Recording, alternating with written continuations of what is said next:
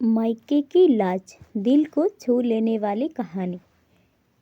निकेता विवेक भैया की मुंह बोली बहन है। अपने पड़ोस में रहने वाले विवेक भैया को बाखूबी पहचानती है। वह बचपन से ही जिद्दी स्वभाव के रहे हैं। भले प्यार से भले ही बात सुन ले, पर जोर जबरदस्ती से उनसे कुछ मनवाना असंभव कार्य था। सरकारी नौकरी लगते ही उनके लिए अच्छे घरों से रिश्ते आने लगे थे। ऐसे में उन्हें अपने ही शहर की लड़की करुणा पसंद आ गई। करुणा के पिता कपड़ों के व्यवसायी थे। शहर में अच्छा भला नाम था उनका। 2 भाइयों की अकेली बहन करुणा परिवार की राज दुलारी थी। जब तक माता पिता जीवित रहे खूब मान दान होता रहा। अब वह भी मायके के नाम पर वैसे ही इतराती जैसे उसकी पूंछ मायके से कभी खत्म नहीं होगी। 6 महीने पहले जब पिताजी गुजरे तो जैसे उसकी दुनिया ही लुट गई। अपने घर परिवार का मोह त्याग कर वहीं रहने लगी। एक बार बेटा मनाकर वापस लाया भी, पर वह माँ को संभालने की बात कहकर सबसे लड़कर मायके वापस चली गई। पुरुष का हृदय तो एक साथ कई लोगों के स्नेह को संभाल लेता है, मगर स्त्री के लिए मुश्किल होता है। प्रेमी या पति, मायका या ससुराल, बेटी या बहू में अक्सर एक को ही चुन पाती है, क्योंकि स्वभावतः एकनिष्ठ प्रेम ही निभाने में यकीन करती है। बस इसी तर्ज पर वह पिता के घर को अपना ही घर मानती रही। पति व बेटे की इस अगाध मोह को देखते हुए किसी तरह एडजस्ट कर रहे थे। वह रोकने से भी कहाँ रुकती थी, तो उन्होंने भी उसे उसके हाल पर छोड़ दिया। पिता के जाने का गम माँ से सहा ना गया तो पिछले माह उन्हें भी दम तोड़ दिया। अब वह बर्दाश्त सी रहने लगी, किसी हाल में घर में आना ही नहीं चाहती। उसका अपने घर के प्रति प्रेम को देखते हुए विवेक भैया भी ऊब चुके थे। आना जाना और वापस बुलाना भी छोड़ दिया। इसके बाद वे अपने लोगों की आंखों में खटकने लगी।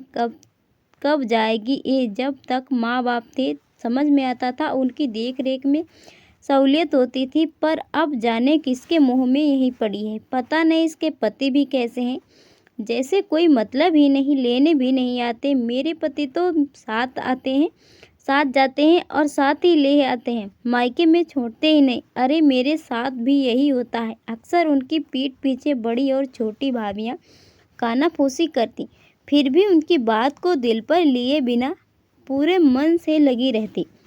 भाइयों भतीजों को उनके पसंद की चीज़ें बनाकर खिलाना, माँ की अलमारी को खोलकर उनके कपड़े ठीक करना, उनके बिस्तर पर लेटना, जैसे उसके शरीर में जान भरता था। उम्र भर का रिश्ता यूं ही कहाँ छूटता है, उससे छूटते छूटते पूरी उम्र निकल जाती है। बड़ी बहन होने के नाते दोनों भाई बहुत इज्जत करते थे। उसके खिलाफ कोई कुछ नहीं बोलता। शायद यही कारण था कि उसका मोह टूटता ही नहीं था। भाभीियों का क्या था, उन्हें तो 24 घंटे वाली मुफ्त की नौकरानी मिल गई थी, जबकि पैसों के आगे भी काम संभालने वाले नसीब से मिलते हैं। यहाँ तो बिल्ली के भाग से सीका टूटा था। अब सब भाप चुके थे कि ना तो वह ससुराल जा रही है और ना ही कोई बुलावा आ रहा है। अब वे जब तक घर के सारे काम करना पर छोड़कर बाहर जाने लगी। बच्चे भी स्कूल से आकर उससे ही खाना मांगते। उनकी माएँ कभी कुछ तो कभी कुछ और कहकर बाजार, सिनेमा या सहेलियों के पास चली जाती। जिस रोज कोई और कार्यक्रम ना बनता तो दुकान पर जाकर अपने पतियों के कान भर आती। अब करुणा खुशी की वजह ना होकर बोझ बन चुकी थी। अपने भाइयों के स्नेह पर घमंड करती बहन से जब सगे भाई भी कतराने लगे, तब उसे अफसोस होने लगा। सोचने लगी कि काश इतना मोह अपने घर परिवार से किया होता तो कम से कम सम्मान तो पाती। आज ना तो मायका हाथ में था और ना ही ससुराल। अंततः उसने निकिता को फोन किया। दीदी, आप मेरे मायके की लाज रख लीजिए।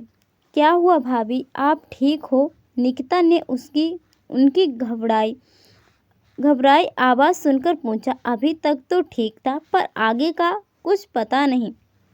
आप ऐसी बातें क्यों कर रही हैं? ज़रा खुलकर बताइए, क्या बात है?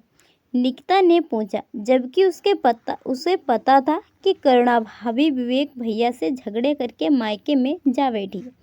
मैंने तो पहले ही कहा था, भाभी की माँ बाप का घर 4 दिन की चांदनी है। असली घर तो पति गृह होता है। पर आपको तो मायके का बहुत घमंड था, निकिता ने कहा। घमंड नहीं दीदी, मुँह था। अब वह भी भंग हो गया है। विवेक से लड़कर यहाँ आई थी। अब अगर खुद से लौटी तो वह सारी उम्र जली कटी सुनाएंगे। अगर अभी यहाँ से ना निकली तो वापस कभी नहीं आ पाऊंगी। यही काम कर कर के मर जाऊंगी। अच्छा भाभी, मैं कुछ करती हूँ, कहकर निकिता ने फ़ोन रख दिया। घर की लक्ष्मी घर में ही अच्छी लगती है विवेक भैया। आप भाभी को ले आइए। सुबह सुबह आंटी से टिफ़िन बनाना होता नहीं है। आखिर बच्चे कितने दिनों तक बाहर का खाना खाएंगे। उसने समझा बुझाकर विवेक भैया को करुणा भाभी को मायके से वापस लाने के लिए भेजा। जब वह आई तो उन्हें देखकर दिल